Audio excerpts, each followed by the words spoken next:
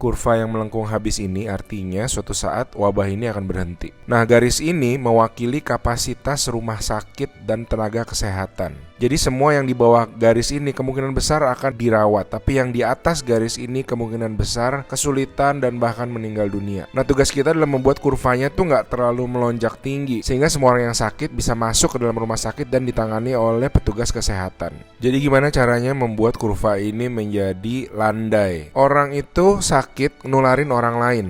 Nah, orang yang sudah sembuh, tubuhnya jadi punya imunitas, sehingga kemungkinan dia tertular lagi itu kecil atau hampir nggak ada. Sehingga caranya sebuah wabah apapun itu dari zaman dulu berhenti adalah ketika cukup banyak orang kena virusnya, lalu menjadi imun sehingga virusnya nggak bisa punya orang untuk ditularin lagi. Nah, kenapa selama ini kita perlu banget namanya social distancing atau ngejauhin diri? Animasi ini bagus banget. Ini contoh kalau semua orang bergerak bebas seperti biasa, nggak ada pikiran, semua tetap pergi konser, pergi jalan-jalan. Ini akan terjadi. Satu orang akan menularkan semua orang berbarengan, dan itu yang berbahaya. Seperti tadi kita ngelihat kurvanya ya. Pada akhirnya akan lewat dan pada akhirnya semua orang akan sembuh. Tapi karena kurvanya tinggi, banyak orang akan mati dalam prosesnya. Nah, yang terjadi di Cina dengan adanya lockdown, ditutup, membuat orang tidak sakit sekaligus berbarengan. Jadi kurvanya lebih landai kalau kalian lihat, sehingga memberi waktu untuk orang-orang menjadi sembuh dan akhirnya bisa melandaikan kurva. Nah, sekarang kita lihat kalau kita lakukan namanya social distancing, yaitu kalau nggak harus banget nggak usah pergi keluar, kalau nggak penting-penting banget nggak usah ketemu temen, nggak usah ada social function, semuanya ditunda dulu. Kita lihat apa yang terjadi.